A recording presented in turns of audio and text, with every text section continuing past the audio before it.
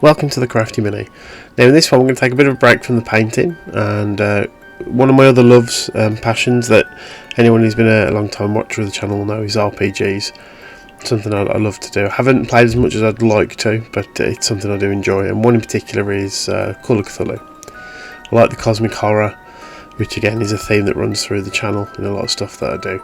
And then recently a friend of mine introduced me to Delta Green. Now this originally was a spin-off of the original Call of Cthulhu rules by Chaosium, and a few years ago it was basically republished into its own rule system. To be fair, using a lot of things from Call of Cthulhu, so I found it very easy to transition to, and it's something I've been reading up into, and I'm really enjoying it at the moment and really getting into it. So that's something I just want to chat about and share with you now.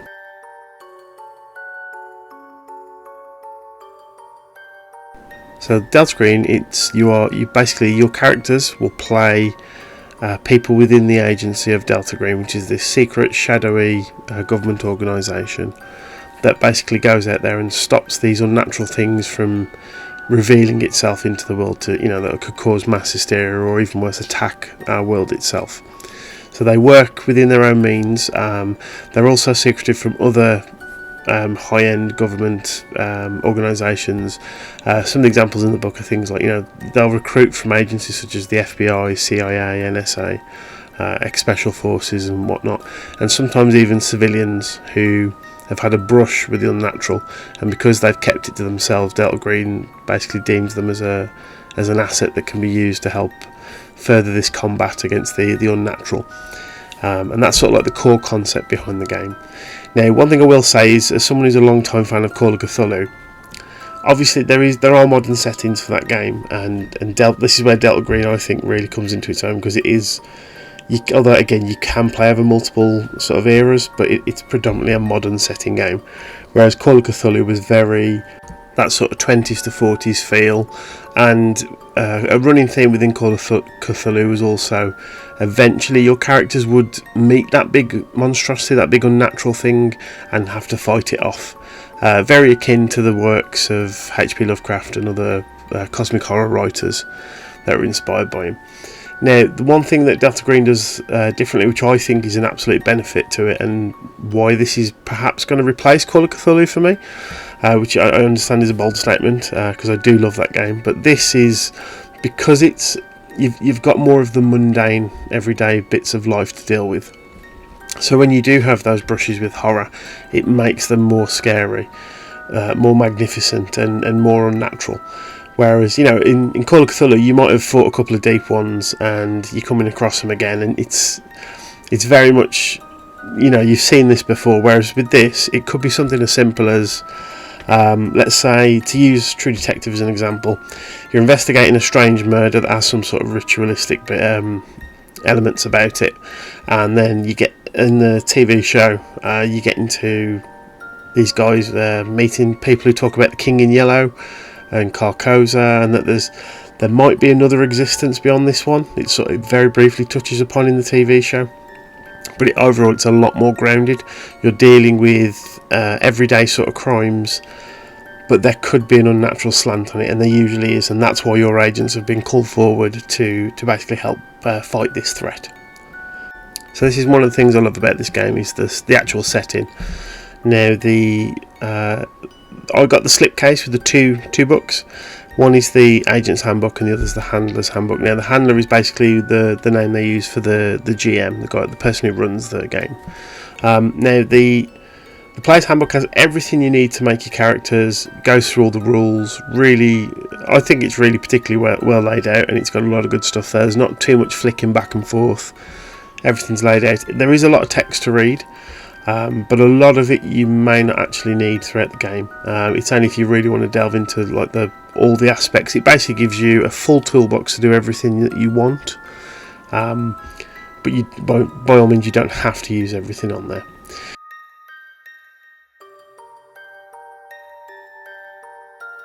Now, one of the other things is, so with the Handler's book, a mass amount of that, I would say about 75% of that book is purely history of the organisation. and there is a ton of stuff in there that on all the pages, like you'll see in some of the images on the video, there's like little snippets and coffee stain notes and hand scribbled things on the pages. All of these add to the lore and everything that's going on within the story. But Delta Green itself is, so this organisation starts, the book has its start with based on the novel by Lovecraft, the Shadow over Innsmouth, where basically you've got these hybrid deep ones from the story, but there's this military raid on the Innsmouth sort of cult headquarters, and from there these strange creatures are seen, and some prisoners are taken and things, and then this organisation is basically made up from that, and they purely get together and they are to go out and combat this unnatural threat to our world and our sort of dimension and existence. And that's all of the Handler's book is all talking about this and giving you tons of stuff from the 20s and some of it even pre-First World War, actually, right the way up to modern day. A cool way of looking at it is whenever there's like a weird conspiracy or something out there in the zeitgeist of the world, in the game you could use that to create a story or a case file for your agents to go and work on. And there's a lot of fun and a lot of scope there, which I do like. As I say, there's all that information there, and some cool stories and snippets and things that you can add and take away users as much or as little as you want in your games, which I won't go into full detail because I don't want to spoil it for people. But needless to say, it's a lot of fun to read. If the one thing I would say though, a slight caveat, is if you're looking just to play, don't read the Handler's book. Everything you need to play, as I say, is in the agent's book. The Handler's book is purely there for the handler to read, and there's a lot of that sort of lore that might spoil things for players. And this is same with the adventure modules that they've got. So you can go out and buy pre-made scenarios and mini campaigns that you can use. Some are really complex, some are really simple. Go and look at reviews on them there and go and get stuff. I like to write my own stuff, and I have done for years. I've been role playing since I was sort of 12, 13, so for me it's not too much of an issue. If you do want to write your own things, one of the nice things I'll say about these books is they have got everything you need there to make and create whatever you want. So it's a really cool sandbox to play in. And if you're worried on a rule or how to create even things like some strange sort of monster, a ritual, or a cool artifact for the players to use, all of the rules and the details are there in the books for you. And again, the cool thing with this setting is you don't have to use those rules if you don't want to. You can just make them up on the fly, do it however you want. The main thing is that you nail the atmosphere.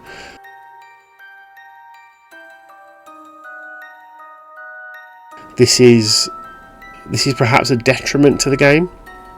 It's a very dark game. It's a very dark themed game. So you need players who are willing to go into that. To be honest with you, it's not for everyone. If you like horror and you like sort of crime and thrillers and more of like the darker side of stuff, this might be a good shout. One of the best ways I've seen it described actually was you could go for, so an example of a good crime sort of film, something like let's say Law Abiding Citizen. Great film, good action. It's got some dark stuff in there, but it's not too heavy, not too sort of hits you with the theme. Whereas, and that would be almost like a traditional sort of spy thriller RPG. The way I saw Delta Green described was the film Seven. Very, very dark tone, dark themes, and again, if you've got players that are willing to go for that and push those boundaries a little bit, then this is definitely the game for you.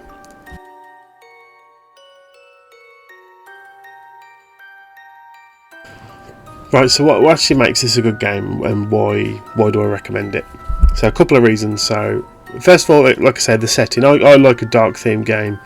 The people who I'm going to be playing this with, very similar, so we're going to get the most enjoyment out of it. As I've mentioned previously, it may not be for everyone, so bear that in mind. The setting is, I think, absolutely fantastic. I love X-Files. True Detective Season 1 in particular is one of the best bits of TV I think you'll ever see, and if you haven't seen either, please go and watch them. They are good.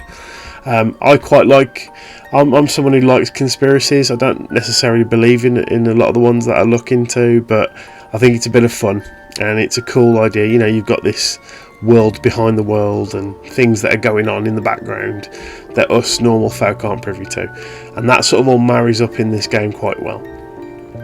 In terms of gameplay and rules, for me wasn't a massive jump because I've played Call of Cthulhu and it's very, very similar. It uses the same D100 system, so I found it really easy to follow. Now, this may not be for everyone, mileage will vary. What I will say is with the Agent's Handbook, it does set out everything pretty well. As I say, there's not too much flipping back and forth that you get in some RPG rule books, and if you follow the rules, you should be absolutely fine. Within the actual rules itself, however, there are a couple that I think this is what elevates this game, for me personally, above Call of Cthulhu, as much as I love that game. So one of those is the skills. So what I like about this is, and this is, to be fair, this is something you could just implement in Call of Cthulhu as well, but basically you don't always have to roll when you do a skill check, which I like. You'll just tell the handler your score, and it might just automatically be enough to do whatever you want to do. Let's say you're searching for some evidence or something, or whatever it might be. And if your skill is high enough, it's just an auto pass. So it never really interrupts the flow. There's not too many dice rolls. It's only really combat or when sanity comes into it, you're actually worried about rolling and things. That I particularly like. But as I say, you could implement that in Call of Cthulhu. So two that in particular is weapon lethality. I think it's brilliant. Some will find it really tough, but basically there's a percentage that when you fire any particular weapon, there's a certain percentage where it will be an instant kill. And this as a player, you've always got in the back of your mind that you are just a human being, normally just fighting other human beings. There might be some monstrous or unnatural things, but not all the time.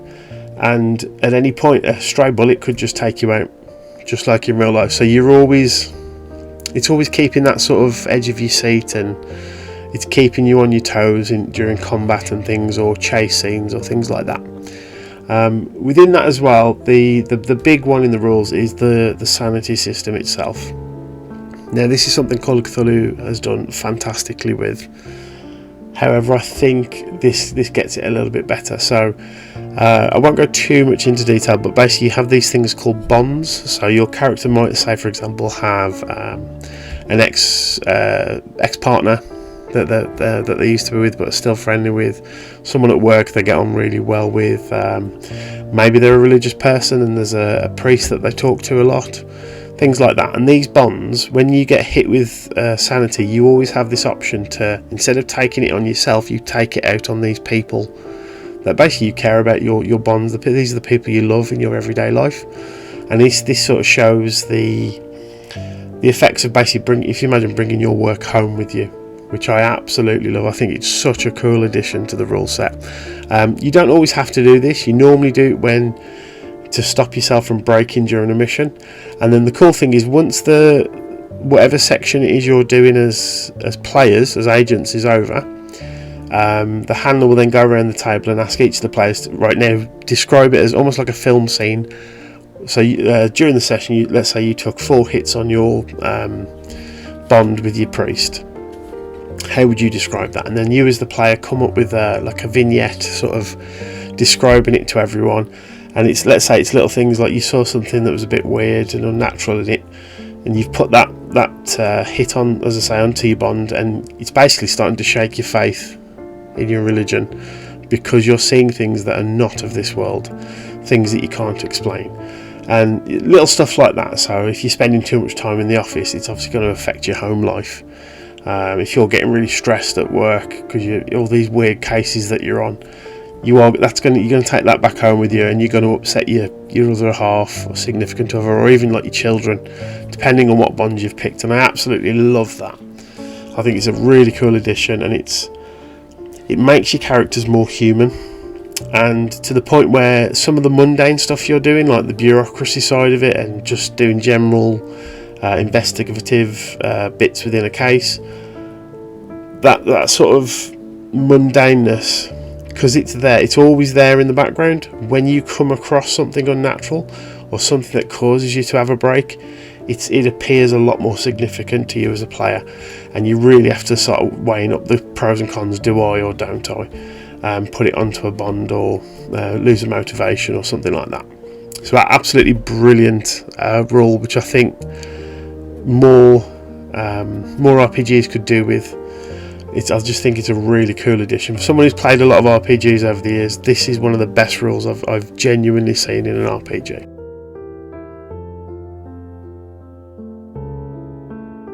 Right, so that's my initial thoughts and ideas. I hope that's coming across as well as can. I don't want to spoil things for people. So what I'm going to do is just give like a good summary now of things that I do and don't like about the game, and what I think overall. So we'll do cons first. The theme, as I say, is very, very dark, and you've got to have like-minded people willing to play. This is not going to be for everyone. To give you an idea, one of the modules that you can buy is called God's Teeth. It's basically about investigating and stopping child abuse, but there's this unnatural slant within that as well. So it's not for everyone. This could potentially hit a lot of dark themes. So just please bear that in mind. This isn't for everyone. It is a good game. It's got some cool rules. Even if you just took bits from it to put in other rule systems, by all means. But the theme itself is very, very dark. So please bear that in mind. Another con I'd say is the books are quite chunky. The way the rules are written, I'm used to it because I've played games back from like the early 90s where you've got everything in the book, all these tables of stats and different bits of equipment and things you can and can't do, roles to do this particular action, and for some people you might look at it and just it's an information overload. But again, what I'd say with that is, slight caveat, is you can use as much or as little as you want. Those who are seasoned GMs, you're probably going to find this a lot easier to use than someone who's fairly new to roleplay systems. So again, it's a bit crunchy, but you can use as much or as little as you want. Another con would be it's horror based, and again, that's not for everyone. No, regarding the sort of the dark themes that run through it, it's horror based, and that isn't for everyone. If you don't like that, you don't like sort of Cthulhu mythos or cosmic horror, then obviously this may not be for you. I've done a review on the Shiver RPG. That's more of like a Buffy the Vampire Slayer type horror, which was kind of cool. A bit more light-hearted, but still had a lot of fun and a lot of tension. Whereas I say, this is darker and a grittier horror. Now for pros, I think it's the rule system's really good. Especially if you've played Call of Cthulhu. It uses a percentile system, so you roll basically 2 dice for tens and units, and you've got to get under your score. So if you've got a firearms of 80, you've got to roll between 1 and 80 to shoot your gun. It's that simple.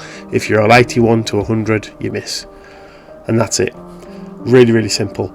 It's good because you don't always have to roll, and it doesn't really slow the gameplay down, which I like. A lot of the time the handler can just be, okay, what's your alertness? My alertness is 75. You know what? You spotted the guy who's been following you in that car. You've been well aware of him for the last mile or so. You don't have to roll all the time, which I like, because it's one of the things that I think a lot of RPGs can get bogged down in, is the minutiae of rolling for potentially absolutely everything you can do. Another cool rule and a definite pro is if you ever get stuck on something and you're not sure and you can't even find it in the book, they've got this cool thing. It's just called a luck roll. It's a 50-50 chance. Flip a coin, roll a dice, whatever it might be. You either do it or you don't. Nice and simple. And again, adds to that, just that speed of gameplay. A massive pro for me is, but this could also, I suppose, could be a con. It's a bit of a strange one, but as a player and as the handler, when you explain stuff, it's sort of the game sort of pushes you into trying to explain it almost like a film scene. and it's up to you to add as much or as little detail as you want. So for example, let's use the earlier example of the priest. So your character goes to see their priest and they've had this mental break, and effectively they're knocking their bond with the priest down. So you basically turn around and you say, look, I've had my faith shaken from seeing this weird whatever it was, this ritual, so I take 4 points as a hit on my bond with my priest. You could do that, but what the game is trying to push players to do is basically describe it a bit more. Does the character have flashbacks of let's say the crime scene that sent them over the edge? When they're talking to the priest, are they being honest and explaining everything they're seeing? Is the priest actually understanding what they're trying to get through to them? Why has it shaken their faith in this instance? And the game wants you to go into as much visceral detail as you can, just so everything, it's almost like it's playing like an interactive movie. And I think that's brilliant because it adds a lot to the table. The other players can interact with that. You can perhaps then, as a player, after you hear one of your fellow players saying this, you understand, okay, that's why they reacted the way they did. Even though in game I'm not aware, I can see why, and stuff like that.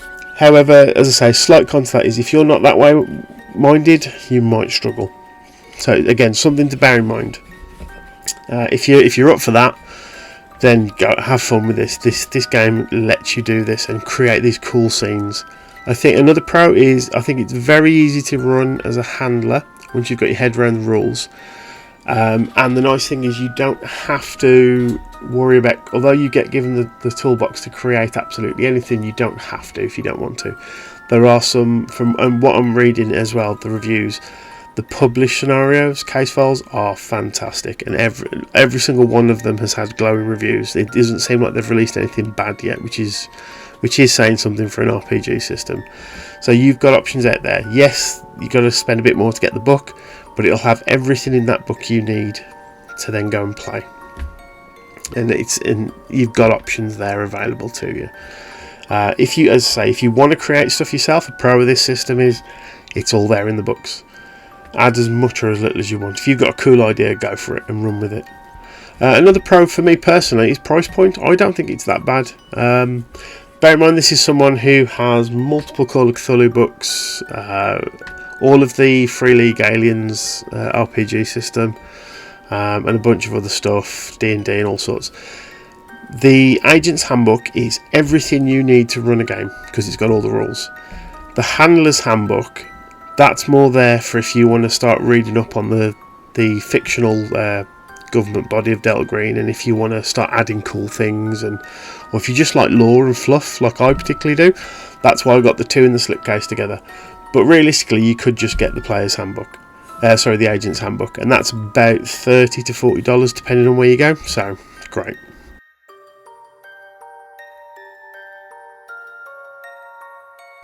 So yeah, my final thoughts, I absolutely am in love with this game. As I say, this for me could actually replace Call of Cthulhu, and I adore that game. I like the mundane setting in this. I like the fact that the bonds in particular and the motivations, absolutely brilliant. I think it fleshes out your character more, gives you more substance to sort of chew on as a player. Instead of just being, I'm a FBI agent who works in, violent crimes or whatnot. You then start to flesh it out. Okay, so what do you do when you go at home? How do you unwind? What motivates you to do your job? Why are you in Delta Green? What happened in the past? And you create all these little branches of story that come together as your character, and you've always got something there to play off, which I think is absolutely fantastic. This is very player friendly, which I do like.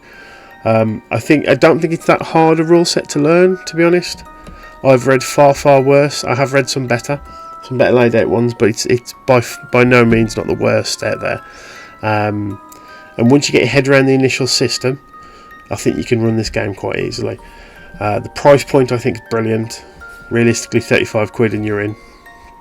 And that's it. It's only if you want to buy other books or things, and you don't even have to spend that. Actually, they've got a starter set, which I've seen in the UK and Amazon and things for about anywhere between £7 and £12, and it's like the how to initially get started into Delta Green, and you could just use that and then expand from there.